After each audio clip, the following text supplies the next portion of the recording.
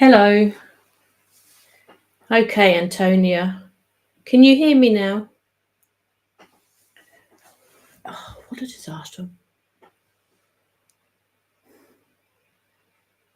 There should be sound now. I'm really hoping. I can see sound playing on there. So, brilliant. Thank you, Antonia. Oh, Jean, thank you so much. Sound to... Oh, dearie me. Oh, and I can't believe how late I am now. It's amazing how slow time can go when you don't need it to pass, yet all of a sudden, here we are. And I've wasted all that time. I'm so sorry, everybody. Technology baffles me.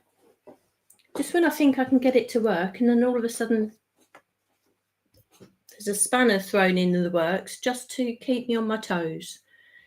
Right, okay, so let's start again, shall we? I was chatting away to myself, having a lovely time, and I realised that none of you could hear me. Oh, goodness. Okay, hi, Grandma, Bonnie. Hi, Carol. Hi, Marion. Hi, Jean. Thank you so much for coming back. Hi, Lisa. I'm sorry, Lisa. What a palaver. Hi, Margaret. Yes, you can hear me now. That was totally my fault. Well, it's actually my microphone's fault, actually. I thought it was working. It was working this morning. Then all of a sudden it decided it wasn't going to. So let's get going. Let's get going really quick, shall we? Right. Thanks for joining me today. I thought what I'd do today is use the Layer and Cube stencil set. It's a set of 3 stencils to make my son's card for tomorrow. It's his birthday tomorrow. He's 16, and this is a brilliant set to be able to make a card for all your male relatives and friends that you know. It's a perfect set also for all the female friends and relatives that you have, because you can use all the pretty colours and team it up with any of the florals that we have. But I wanted to make quite a stylised card today for Stephen. As I say, he's 16 tomorrow, so it's a slightly awkward age to be creating cards for, really. But he has this hobby, he has this passion, 2 actually. One, he paints little minifigures. So the colour scheme I've chosen for today, which may look quite different for you, you know, slightly more alternative than what I've used in the past. He will actually appreciate it because it's the colour scheme that he's using to paint all these little minifigures at the moment. And I've also decided to use the nested triangles. So this will also feature quite heavily on the card, and this, in my eyes, is going to represent the mountains because he loves climbing. I take him wall climbing. He's a little Spider-Man. He really is. So I wanted to use the triangles and team them up with these layering cubes, and I think it works really quite well. I think I've used these combinations in the past to make sort of red, blue and white cards. But I thought I'd use something a little bit different today and go down the more muted colour way and stencil onto Kraft card. So I will get stenciling first so I don't waste any more time. As I say, the layering cubes have just 3 stencils in them. They are a really, really versatile set to use. Layering and stenciling onto Kraft card. And I'm just checking the Kraft card here because the card that I have has actually got 2 sides. I don't know if it'll show up very well on camera, but one side is slightly more orangey and one side is slightly grayer. So I'm going to use the slightly grayer side. And the inks I'm going to use today are the interference inks because these really match the colours of these little figures really well, and they show up really nicely on this Kraft card. Now, our interference inks, obviously, they look different depending on the coloured card that you apply them to. Having already stenciled these and used the inks onto Kraft card, I can tell you that the colours that are represented on the craft card are the colours that would actually appear on your white card for this. So that's quite a useful thing. But if you're a little bit unsure, then obviously swatch it out on a little bit of card, spare card to start with, just to sort of get a feel of what it is that you're using. Now, with all of Lisa's stencil sets, the stencils themselves are actually numbered. And if I just hold them there, let's wait for my camera to catch up. Because I've already left the ink on the stencils here, you might actually see where the numbers are. So we have 1, 2, and 3. So unlike other sets, I think actually with this particular set, it doesn't matter too much in which order you stencil these in, but obviously good practice to carry on stenciling and use stencil 1, then 2, then 3 first.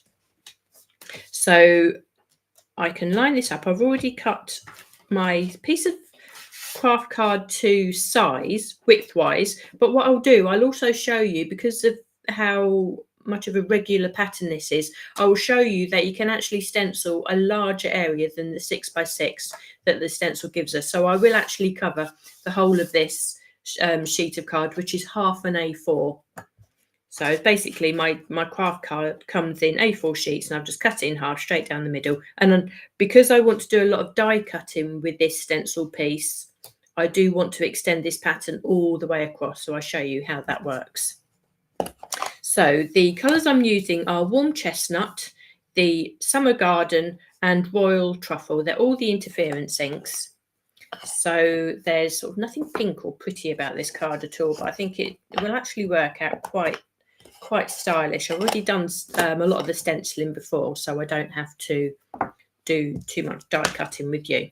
So stencil number 1, and I'm just picked up the Warm Chestnut Shimmer ink, and I'm just going to put that across. Now, I'm not going to worry too much about having a really even layer of ink across all the stencil, because I think with this design it's going to offer me some variation if the ink sort of goes on patchy in a way, and I'll show you what I mean in a second. So because I'm using the sponges, it covers the stencil really quickly. So if you're using a stencil like this, you can actually cover a sort of a large area really quite quick, and it actually makes a really nice satisfying stencil to use actually.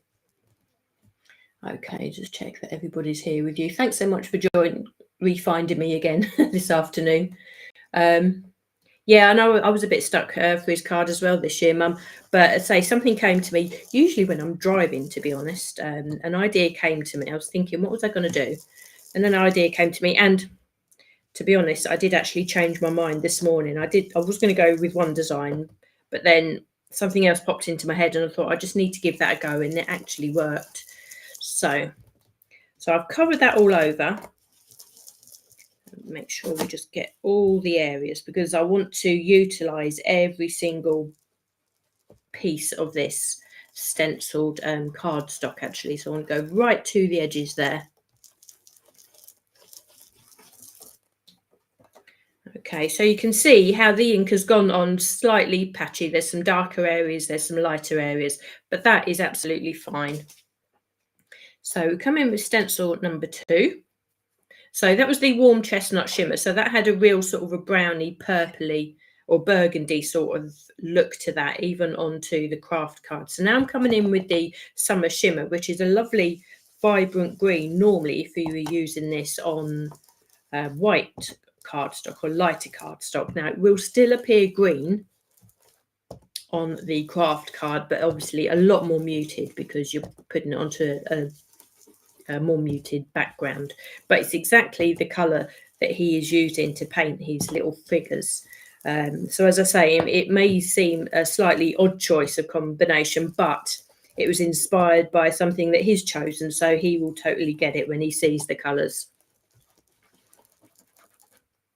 And also using these like regular geometric background shapes, I think it takes the need to create too much of a theme from when you're creating cards for the guys, which I think we can be a little bit stuck with at times, because obviously with all our girlfriends and sort of mums, nans, sisters, we can always go floral. We can always find a floral design to suit, but again, it really is quite tricky with the lads. So you can see now how that's come up. You can see, and I'll move this in a second so you can see how it catches the light, but the burgundy and the green really do work together.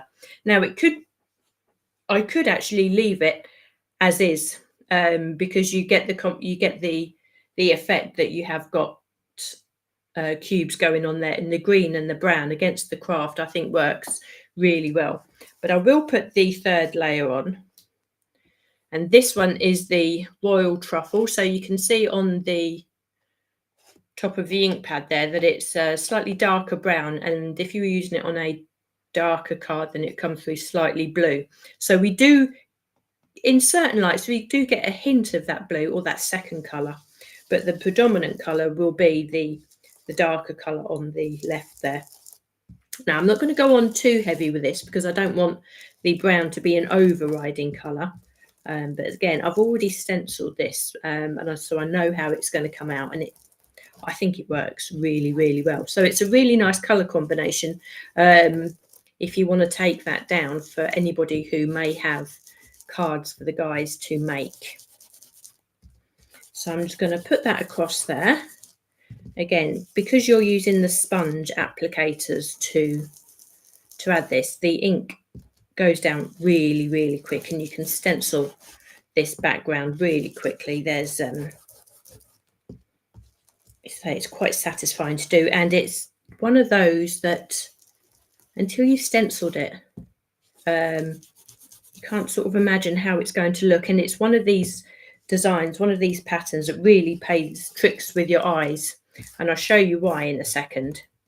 So just make sure I've got enough on there. So when I take that away, you can see just how unusual that colour combination is actually. And if I just lift that up and tilt that to the light, you can see the iridescence coming through, but it's almost a rainbow effect. And when I hold that straight on, you can see the individual colours, and I think that works so well. So that will, although I'm not going to use too much glittery shimmery on a boy's card, this just adds that point of difference. Now, as I say, I want to actually continue on and cover the whole of this A5 piece of card. So what I need to do is turn the sheet over, and you'll see now that the design looks exactly the same as if it was the other way around, and those brown sections are still sitting on top. I did wonder initially if that would work or not, sort of messed with my head a little bit, but it did, which means I can start re-stenciling. I can come back to my stencil number 1, and what I can do, put the stencil on your hooks there and just reline up your first colour. So it'll be the warm chestnut, this darker colour. Reline up what you've already stenciled under your stencil there. And actually, before I do that, and you can see where I've actually gone over the line a little bit, so don't worry that you've also got this sort of demarcation, because that will actually fade once you've stenciled the whole lot. So when I put this back on, you can see now that I've lined up the original stenciling, and now I have the area here that I can continue on with the pattern. So what I'll do, I'll come back in with my first colour, which is the warm chestnut, and stencil that through. You can see where the line of demarcation would have been, so just concentrate a little bit more on that area and just stencil over that, so you know that the ink will cover that mark line. And to be honest, once you take this away, you really won't see the difference. You won't see that it's not been stenciled as all in one. You see what I'm saying? So I'm going to make sure I get that across there. So if I can take that away, you can see now how those lines of diamonds really do line up so well together. So we can come in with stencil number 2 and do exactly the same. Your stencils will line up with what you've already stenciled, because you made sure of that with your stencil number 1. So I can come in with the Shimmer Garden and add that green hue to the cardstock. So this is a great way to extend your pattern, because if you wanted to then die cut this with rectangles that were slightly larger than the 6x6, or that would fit within the 6x6 design, then obviously you can extend that and use your larger dies, even the circle dies that may just extend past. Obviously this isn't going to work for every single stencil set that we have, but for the ones that it does work for, you know, it's ideal to make the most of. And you can see now that I'm going right across the page, and once I've then stenciled number 3, it won't look as if you've done this in 2 passes.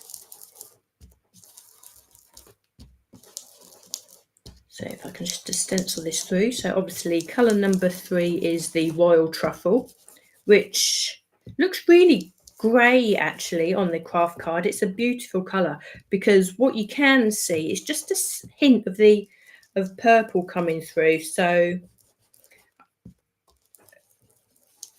I mean, the way that these interference inks work, I mean, it'll using them in this way will make you fall in love with them all over again, and makes you wonder why you aren't using them perhaps more often than you do, because they really are stunning, and this really does show them off perfectly. So when I take that away now, you can see that we have a full A5 sheet of card that is stenciled with all the way across. And I think I've put the ink on evenly enough to look like that's one seamless design. Now, the reason I done that is because I now want to die cut this with the triangle dies. So let's just move that across. So if I get the triangle dies out, I won't die cut them because I already have done that, but I'll just show you the middle sections. Right, I've already created sort of sections here so I can create some frames, but you can see now by having that complete sort of A5 set, and you can make it larger as well if you wanted to, that I can now line up all of the triangle dies on here and run them through, so I can cut out lots of triangles all in one go, and have all the triangles to work with. So if we could always take this one out of here, and putting them upside down and mixing them and matching them like this as well also works really well. So you can see now the versatility that you have with that. Okay, so as I say, I've already done that die cutting because I was making the card up as I went along, really, which is how a lot of my cards happen. So I sort of had a plan, but I didn't really know how it's going to come out. So I didn't know how many triangles I needed, etc. So I've already done my die cutting. Now let's move all of this out the way, and I'll just show you. Here are just some of the triangles that I've already die cut, just to show you what they look like, and they look fabulous. I really think. I don't think, because I've die cut them and now that I've taken away from the entire sheet. I mean, that is great in itself, and I'll keep that and I shall use that another time. But also the fact that I've now cut them into triangles as well, it makes the triangles, gives them some character, doesn't it? So I think that has worked out really well. Now, the card I'm going to be making will be an easel card. So I've created the card blank myself. It's a 6x6 card. So even if you don't want to create the card blank, you can just take a pre-scored, a pre-bought card blank for this. But I wanted to use just like an off-white, an almost greyish background card because I think that works really well with the Kraft card, but I didn't want to go stark with the white. So this is a card blank, scored down the side to create the centerfold. Then obviously to create the easel part of the card, on the front section of the card, I've scored it vertically halfway down, so that's 3 inches. If you're using a different size card blank, obviously just score it down the middle, measure yourself. If you've got 5.5 or a 5-inch card, then obviously score it 2.5 inches. So this is completely customizable to the card blanks that you have. So I have my easel card. I did want to add a little bit extra. I thought that with what I had in my head, I just needed sort of an extra few layers here. So what I've done, using the same coloured cardstock as what I created the card blank for, I took another piece of cardstock. So the measurements for this will be 6 inches. So it's the same width as my card blank. And I've scored it at 1.5 inches to create the mounting fold. Then we have another 1.5 inches here. And then this is just to create the tab to attach it onto. So this can be like 1 centimetre or whatever width you're happy using. Say this part is just to act as a tab, and I'll put some adhesive on here to attach to the card, and I shall do that now, and I'm going to do that with red liner tape. So I'm going to make sure I put that on straight so it doesn't go over the edge. There we are.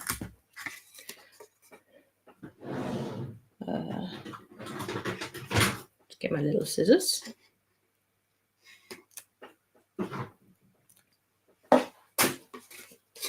I'm just going to trim that a little bit off there because that will stick otherwise. Okay, so you have your 6x6 card blank, or if you're making this yourself, you have 12 inches by 6 inches, and this extra little bit will be this will be 4 inches by 6 inches.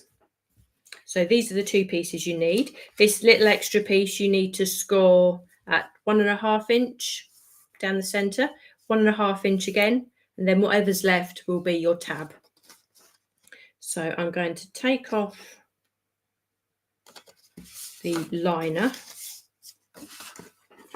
Now you want to add this to the front of the easel card here. So the way that you want to have this sitting is a peak like so.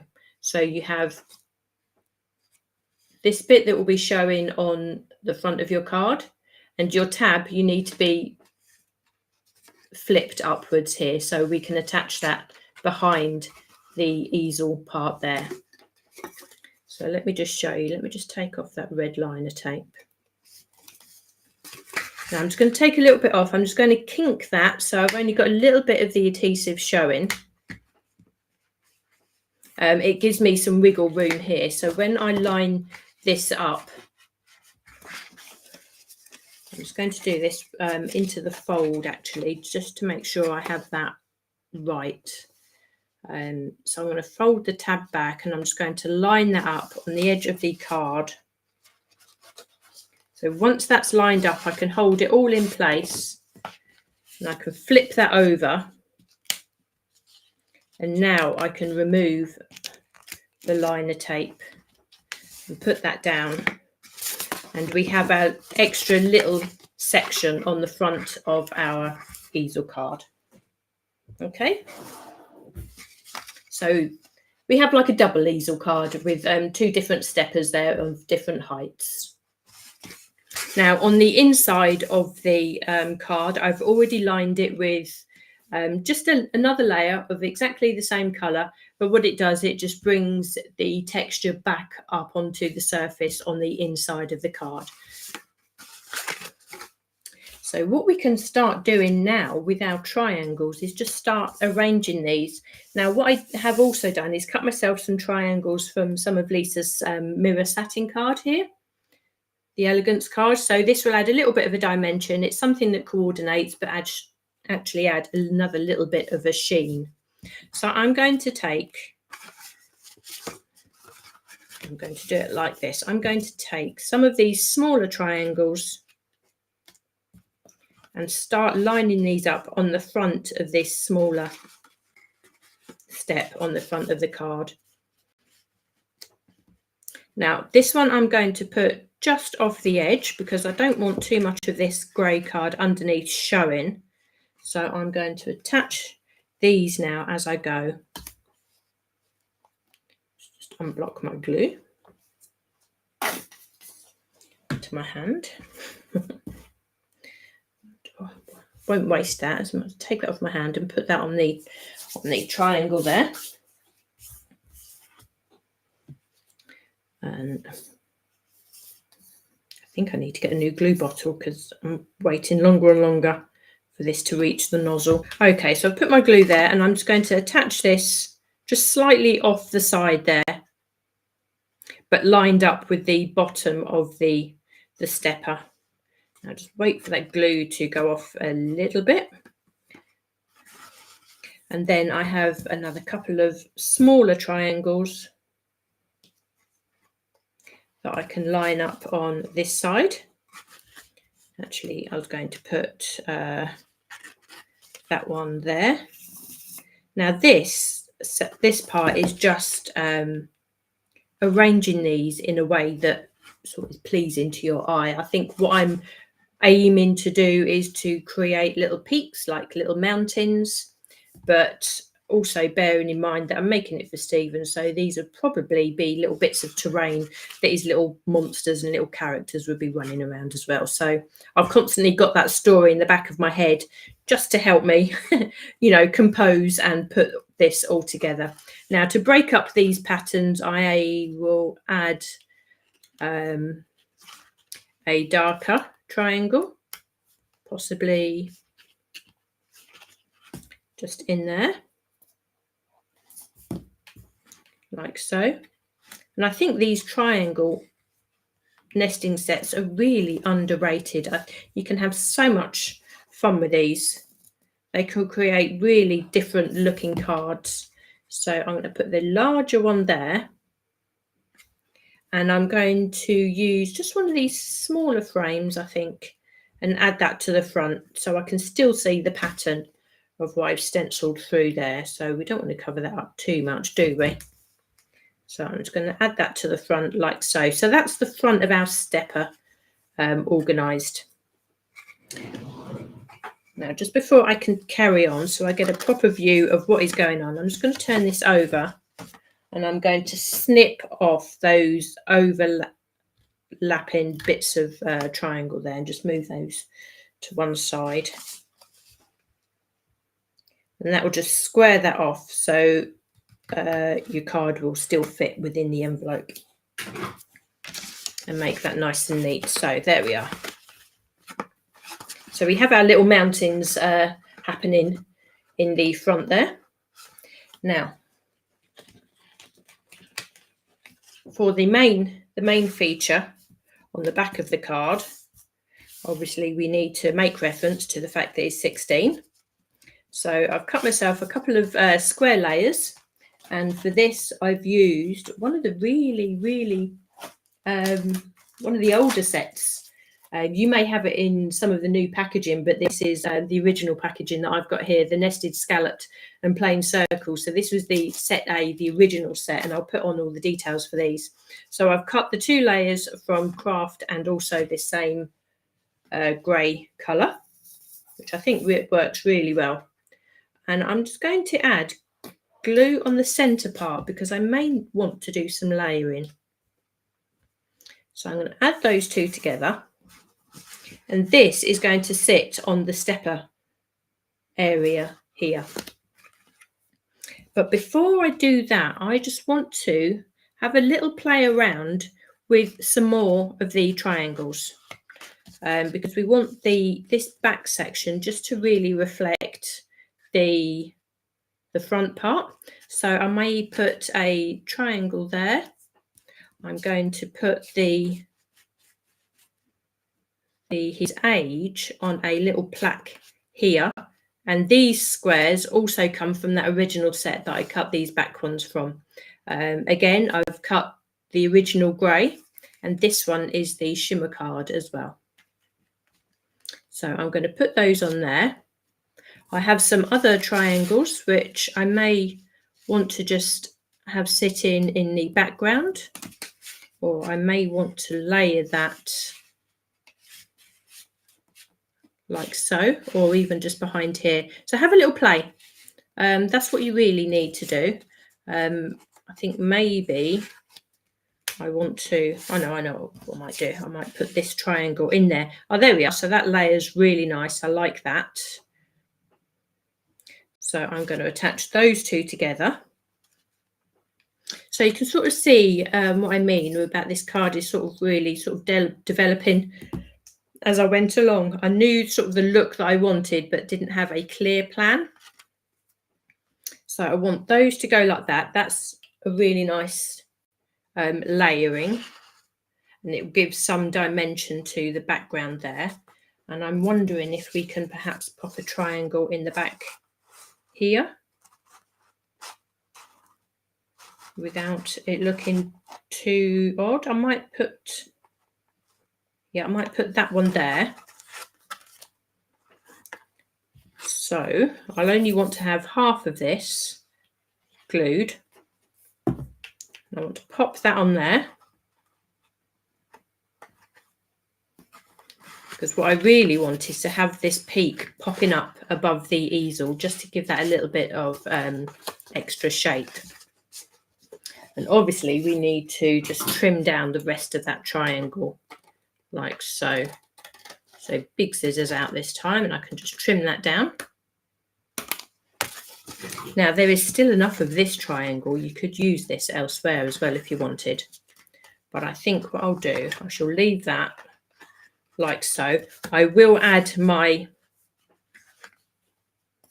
layer onto the easel section here now. So I only want to glue half of this, because obviously the rest of this is going to be sitting above the easels, and you don't want that glue to get in the way. So you can see now how this card is building. We've got two different layers, but both really relate to each other with the triangles. And I think with this little card, that's what you are really after. So I'm going to add this double triangle section now. So I add my little bit of glue. Now, of course, you could start using your 3D foam pads as well, just to bring in some extra dimension. That's entirely up to you. Obviously, you don't want to have too much in the background here that will stop the front part or the front steps folding back. So perhaps just use them a little bit wiser. And I'm just going to trim that off as I go, so I can trim that extra triangle here. You could actually, if you wanted, actually my scissors are too big from that way around. Let's do it that way. You could actually leave those triangles overhanging if you have an envelope large enough to accommodate that. Why not just leave those extra bits there? That would actually work really well. So hopefully you can see that actually the colours work together so nicely. I think they look really smart. So we can add our section here, which is where the age will be.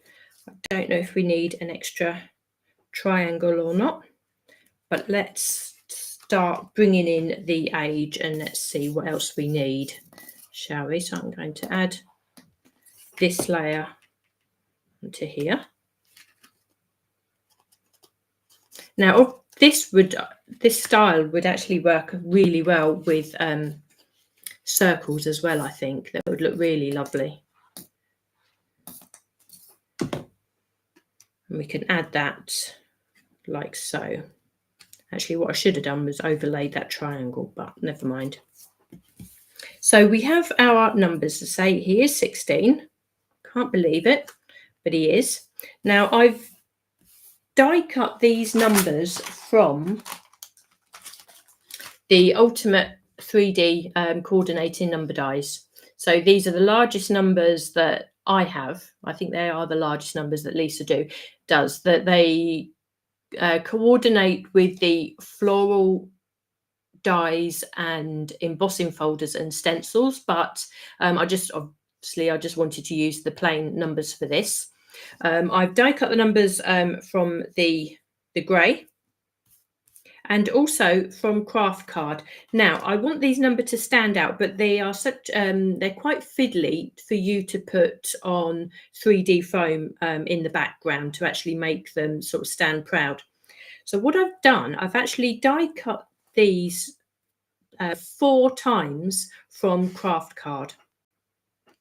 So if I can just hold that up for you, let me get a piece of,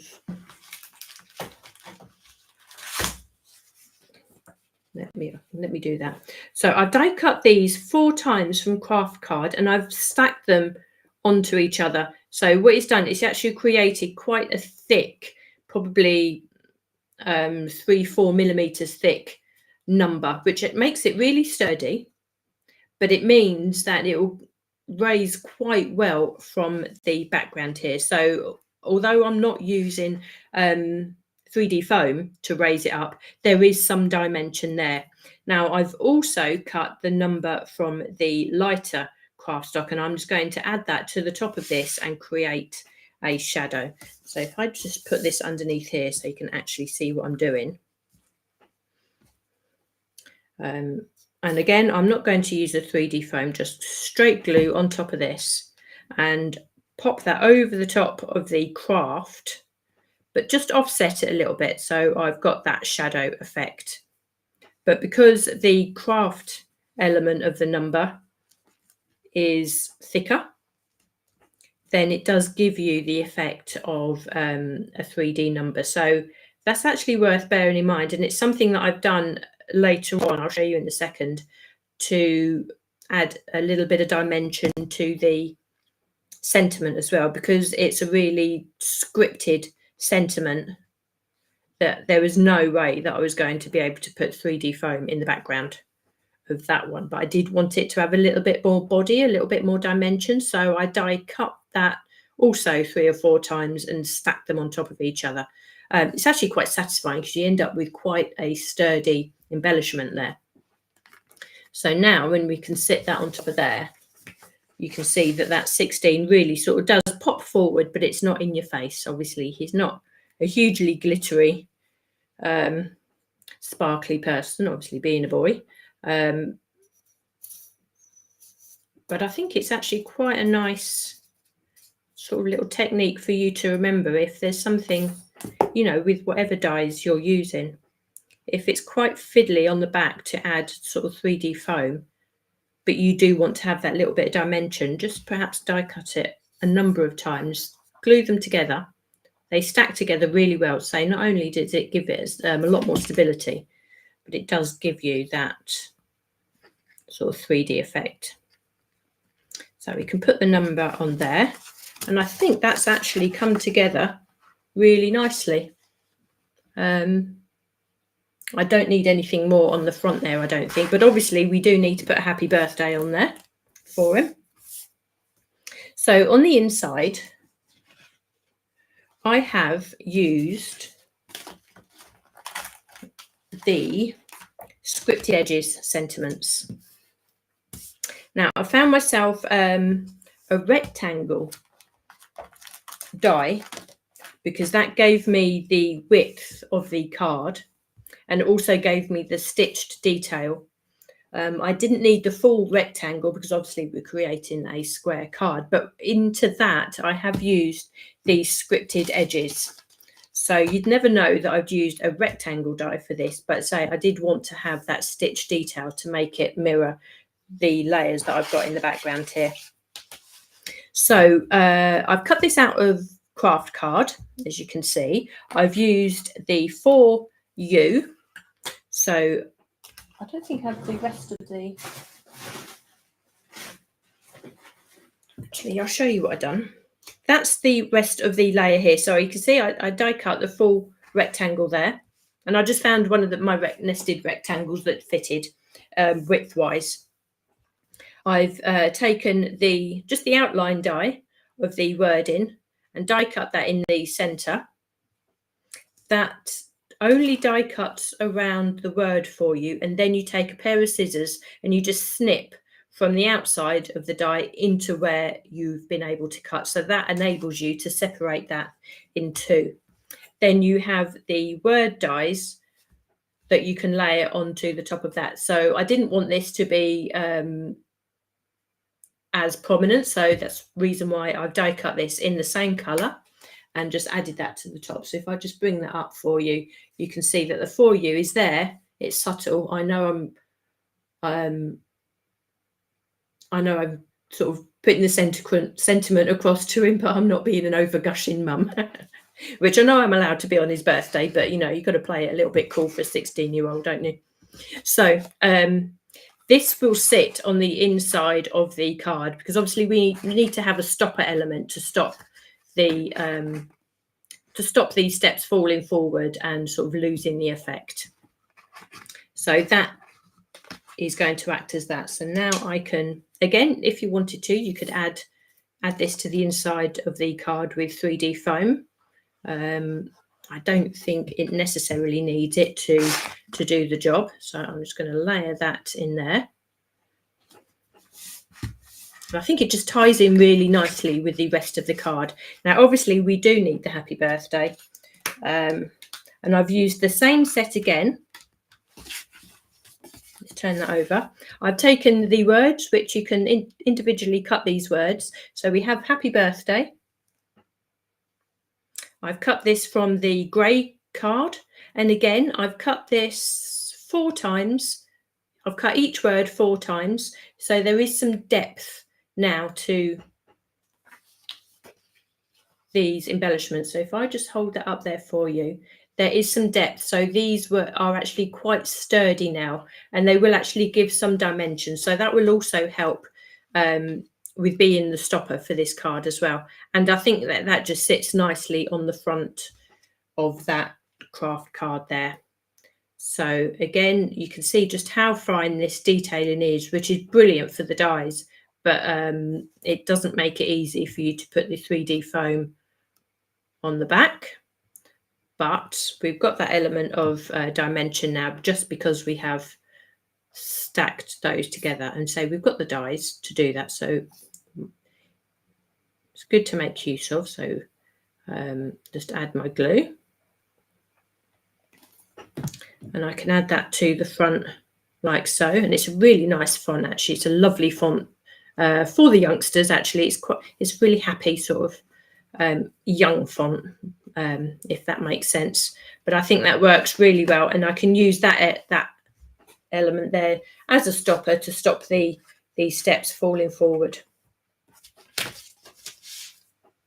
So that's the card that's come together. Say really alternative colours, but I think it works really well. That I know he'll appreciate the fact that the colour scheme that I've used, he'll pick up on that straight away. But this will equally look good if you're using pretty colours, purples, pinks, yellows, greens, different coloured cardstocks in the background. But it's a really nice dimensional card that has really made use and shown off the layered squares as well.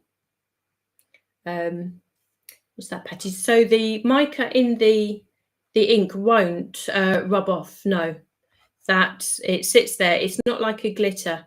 It sits there and sort of does shimmer in the background. If I can just perhaps tilt that to the light a bit. I don't know if you'll be able to see that. Actually, as that ink dries, the mica actually comes to the fore a lot more. So as it dries, a good half an hour later, the mica looks far more shimmery than it will have done when you first added it. So it sort of does develop as it goes. So I will put a list of all of the sets that I've used under the description of the video today, because I've used quite a few. Apologies for sort of turning up a little bit late. It's nice to see that you've all sort of rejoined me, and I was able to get things back together. And I'm pleased this card that's come out for Stephen as well. So say it's his birthday tomorrow, so I can get this written, pop this in an envelope, and that's me all sorted for tomorrow. Okay. I will go through your comments as well. Again, thanks so much for joining me. I hope you do have a go at using these stencils if you have them. Everything I've used today is still available on Lisa's website. So if there's something that you've missed out on or something you fancy giving a try, you will be able to find everything there. So if you do manage to give it a go, I'd love to see them in the Facebook group. I know Dawn made a quite a dimensional card for us on Monday as well. So there's lots of different things that we'll be waiting to see in the group. I shall leave you for today. I've really enjoyed my lives with you this week. I shall be back with you for Tuesday next week, and Dawn will do the Monday and Thursday. But in the meantime, don't forget that there's an exciting live from Lisa tomorrow afternoon, or tomorrow evening actually. So we have a launch of a new product which wasn't going to happen now so soon, but it's really exciting. I'm sure you'll all jump on it. It's fabulous set. So enjoy that, and I shall see you all next week. Take care, everyone.